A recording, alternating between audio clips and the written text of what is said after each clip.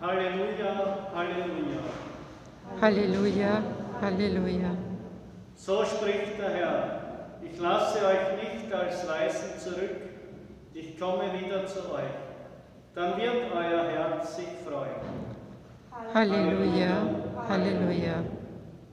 Der Herr sei mit euch. Aus dem heiligen Evangelium nach Johannes. In jener Zeit erhob Jesus seine Augen zum Himmel und sprach: Vater, die Stunde ist da, verherrliche deinen Sohn, damit der Sohn dich verherrlicht. Denn du hast ihm Macht über alle Menschen gegeben, damit er allen, die du ihm gegeben hast, ewiges Leben schenkt. Das ist das ewige Leben, dich, den einzigen wahren Gott, zu erkennen und Jesus Christus, den du gesandt hast. Ich habe dich auf der Erde verherrlicht und das Werk zu Ende geführt, das du mir aufgetragen hast. Vater, verherrliche du mich jetzt bei dir mit der Herrlichkeit, die ich bei dir hatte, bevor die Welt war. Ich habe deinen Namen den Menschen offenbart, die du mir aus der Welt gegeben hast. Sie gehörten dir, und du hast sie mir gegeben, und sie haben an deinem Wort festgehalten. Sie haben jetzt erkannt, dass alles, was du mir gegeben hast, von dir ist. Denn die Worte, die du mir gegeben hast, habe ich ihnen. Und sie haben sie angenommen. Sie haben wirklich erkannt, dass ich von dir ausgegangen bin. Und sie sind zu dem Glauben gekommen, dass du mich gesandt hast. Für sie bitte ich. Nicht für die Welt bitte ich, sondern für alle, die du mir gegeben hast, denn sie gehören dir. Alles, was mein ist, ist dein. Und was dein ist mein. In ihnen bin ich verherrlicht. Ich bin nicht mehr in der Welt, aber sie sind in der Welt und ich gehe zu dir. Evangelium unseres Herrn, Jesus Christus. Lob sei dir, Christus. Meine Lieben,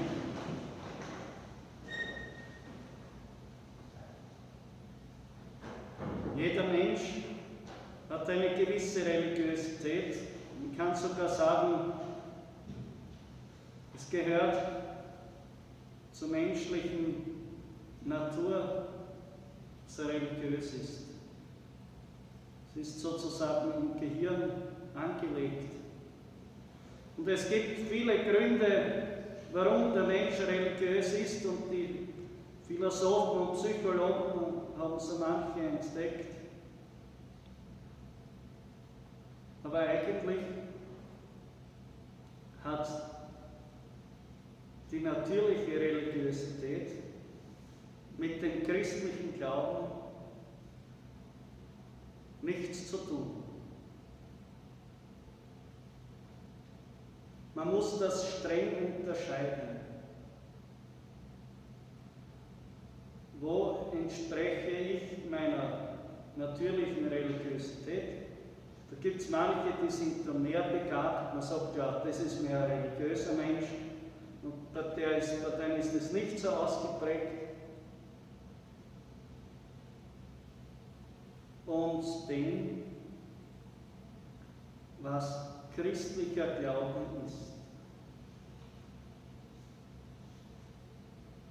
Wir befinden uns hier eindeutig im Bereich des christlichen Glaubens. Was macht das für einen Unterschied? Ich versuche das ein bisschen aufzuzeigen.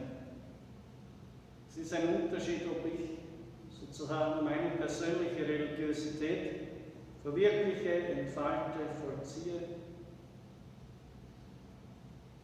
oder ob so, wie Jesus sagt, die du, Vater, mir gegeben hast. Das ist nicht, weil ich mich zu etwas entschieden habe oder weil ich dazu veranlagt bin. Es ist ein von Gott gepackt werden und in eine Wirklichkeit hineingestellt werden, die man sich selbst nicht ausgedacht hat, für die man eigentlich nichts dafür kann, auf die man nur antworten kann oder sich verweigern kann. Beides ist möglich.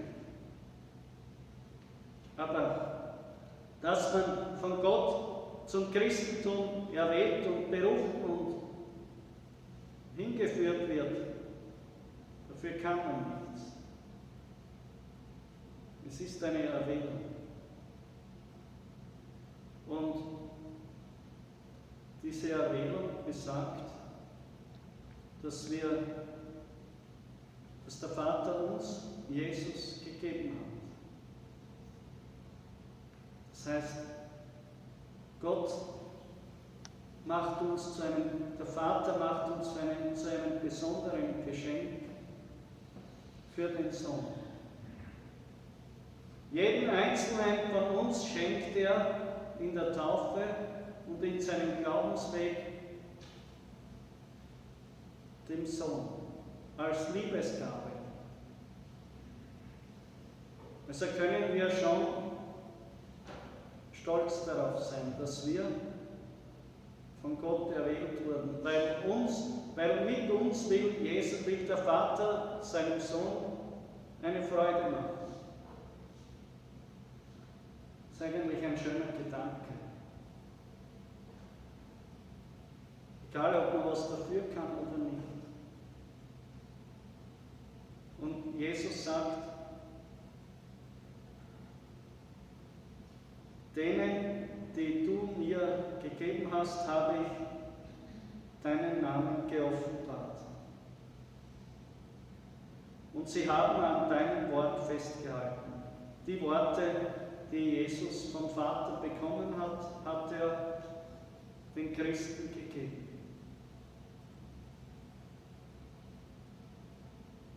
Und das ist sozusagen unser Antworten,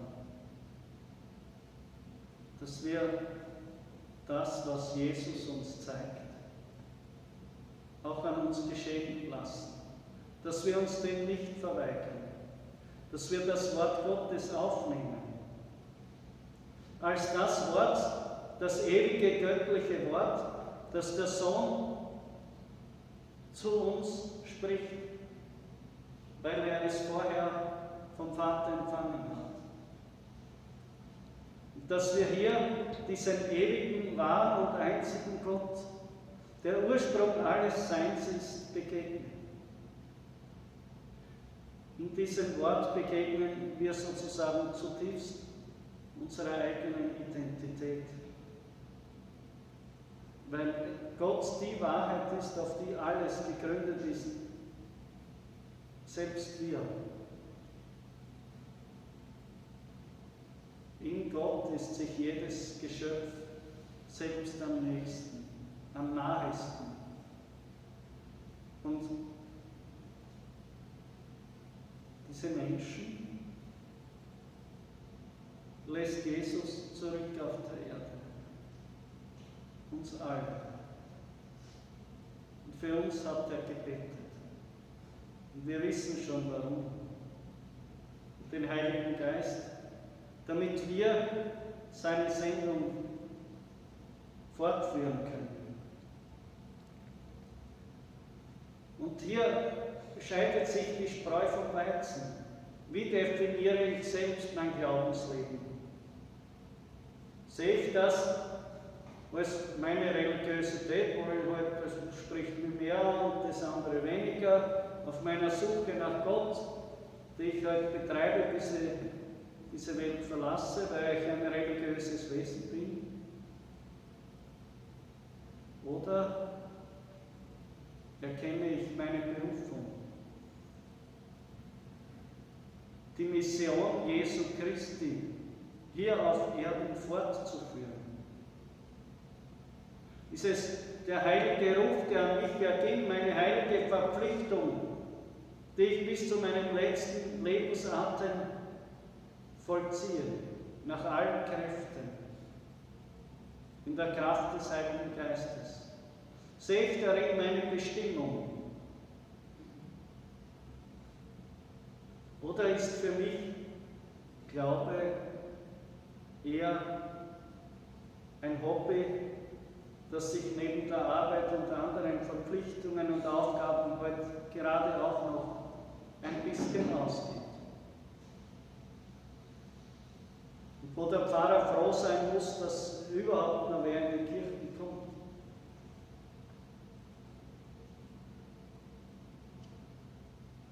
Ich denke, jeder Einzelne von uns muss sich hier positionieren. Und so wie sich der Einzelne positioniert, ist das Leben der Kirche. So oder so. Gehören wir zum Herrn oder gehören wir zur Welt?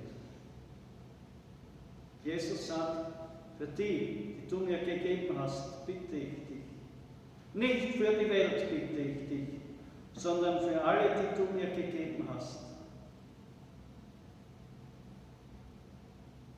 Und ich denke, wenn sich viele fragen, ich habe Gott noch nie so lebendig erfahren, ich kenne den Heiligen Geist nicht.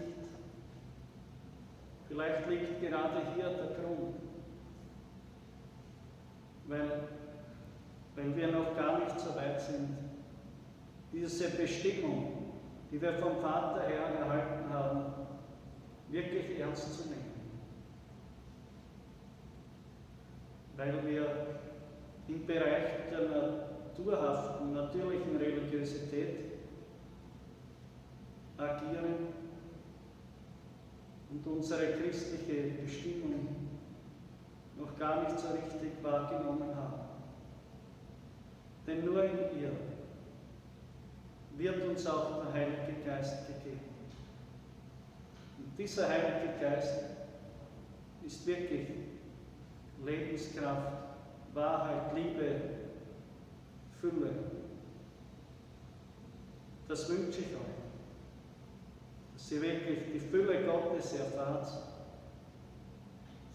durch das, dass ihr das an euch geschehen lasst, wozu der Vater euch bestimmt hat. Und dass ihr jeden Tag neu spürt, worum es da geht. Amen. Vergelt's Gott.